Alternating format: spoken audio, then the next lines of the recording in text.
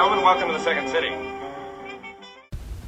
December 16th, 1959 seemed like an ordinary Wednesday in Chicago, but actually on that night, a small comedy theater called the Second City opened in a converted hat shop with a former dry cleaning space serving as a lobby. Nobody would have predicted that some of the most popular actors of our time would have come off that stage and forever change entertainment. The Second City Comedy Club developed and popularized a new style of comedy, improv, that is now performed worldwide. Many of the actors who trained there have since made significant contributions in entertainment, including TV and movies, and even inspired service organizations, beyond what would be expected from one small Midwestern theater. The 1950s was a traditional and politically tense time in America. Women were expected to stay home to care for the family while men earned a living. Well, it's sort of traditional, I guess. They say a woman's place is in the home, and I suppose as long as she's in the home, she might as well be in the kitchen. The Korean War had just wound down. McCarthyism and the threat of an atomic attack by the Soviet Union was frightening Americans. Black and white TV was common in American homes, and comedy consisted of mother-in-law jokes, physical comedy, and bland political humor on variety shows. Popular TV shows included I Love Lucy and Leave It to Beaver. In the early 1950s, students at the University of Chicago named Paul Sills and Bernie Sahlins were rebelling against the fourth wall style of acting, where actors pretend there is no audience. Sills began teaching the improv games that his mother, Viola Spolin, had developed for educational purposes to his friends at the University Theater. Improv, short for improvisation, involves performing without practicing. Spolin's games promoted creativity, quick thinking, and working together. In 1955, Paul Sills and David Shepard, another actor, opened Compass Theater, an ensemble and improv theater in Hyde Park. In 1959, after the Compass Theater closed, members Paul Sills, Howard Alk, and Bernie Sahlins founded the Second City based on its ideas. It was located in the Old Town neighborhood and took its lighthearted name from a 1952 New Yorker article that negatively compared Chicago to New York. Since the beginning, the format of shows at the Second City has mostly stayed the same. 10 to 15 rehearsed scenes are followed by an improv session when the 6 actors take audience suggestions for topics. 4 bentwood chairs are still the only furniture on stage. The shows are known for having both high and lowbrow humor. The Second City continued to grow in the 1960s and moved to its current location of 1660 North Wells Street, just up the street from its previous location, and stars such as Alan Arkin and Joan Rivers were made there. In 1969, Yippie leader and protester Abby Hoffman performed on stage at night during the Chicago 7 trial in which she was involved. The times were changing, and it was time for the Second City to change too. In the fall of 1969, Bernie Sahlins replaced the main stage cast with all new members. Their first show, The Next Generation, reflected the counterculture audience of the 1970s. This is when the Second City went from being a local theater to an international icon.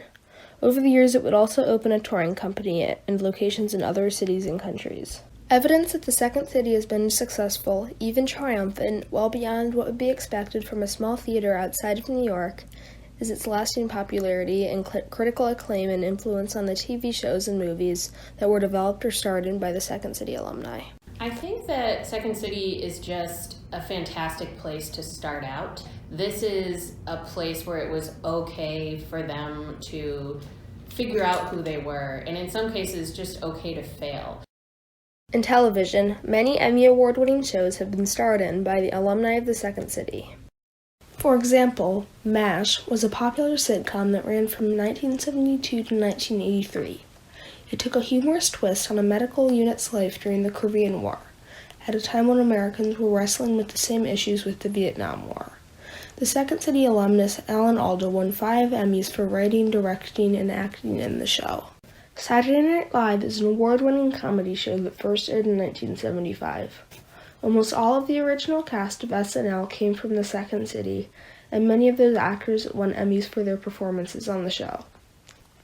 SNL was a launching pad for the careers of many Second City alumni, just as the Second City continues to launch actors to stardom on SNL. For example, John Belushi, who joined the Second City in 1971, was in the original SNL cast, and his characters such as Samurai Futaba and Joe Cocker highlight his physical comedy genius. In 1978, his work was #1 on the charts for album, movies, and TV. Belushi tragically died of a drug overdose in 1982.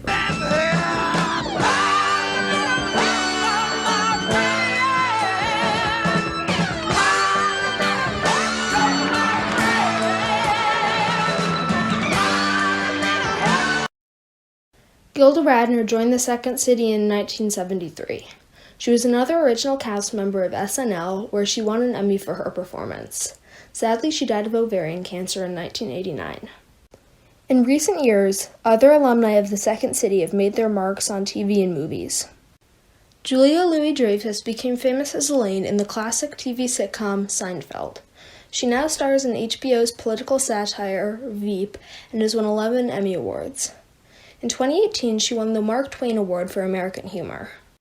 Steve Carell also got his start with the Second City and won the Golden Globe Award for Best Actor in the TV series The Office. He has starred in the award-winning movie series Minions and Despicable Me and earned an Oscar nomination for Best Actor in 2015. The Emmy-nominated talk show, The Late Show with Stephen Colbert, provides humorous takes on the daily news. Colbert started out as a box office employee at the Second City in 1987, and 4 years later he began on stage. Only at the Second City can an anonymous student vendor go on to be a trained comedian and host of his own TV show. To me, that is truly the American dream. Fittingly, Ben & Jerry's created Stephen Colbert's Americone Dream ice cream flavor to honor him. The Second City has also had an important impact on comedy and film.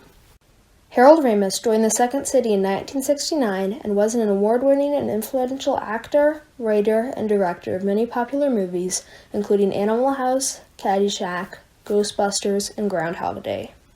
Ramis famously worked with Bill Murray, who joined the Second City in 1973. Murray starred on SNL in its second season and starred in blockbuster movies such as Caddyshack, Ghostbusters, Groundhog Day, and What About Bob? In 2016, he won the Mark Twain Award for American Humor.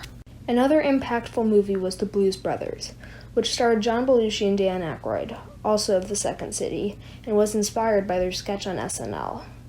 It was the #1 movie ever made in Illinois, according to the Chicago Tribune, and it led to the popular Blues Brothers albums and tours.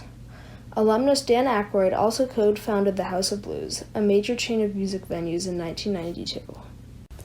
Many people incorrectly think that the entertainment world only has been affected by the Second City.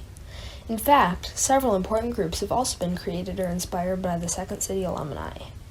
These groups are still having an impact today. The Alan Alda Center for Communicating Sciences was started by Alan Alda to help scientists learn how to better communicate with the public, patients, and the media. He was recently honored with the Screen Actors Guild Lifetime Award. Harold Ramis' legacy also continues at the Harold Ramis Film Institute. The Harold Ramis Film School has a year-long filmmaker program.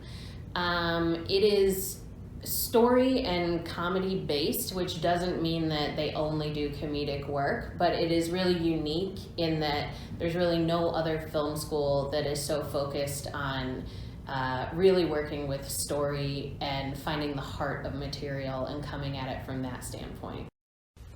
Even after her death, Gilda Radner is still making a difference. The Gilda's Club Foundation was formed in her honor and helps people with cancer by holding support groups and wellness programs. The House of Blues Music Forward Foundation provides underrepresented youth and young adults with access into the music industry.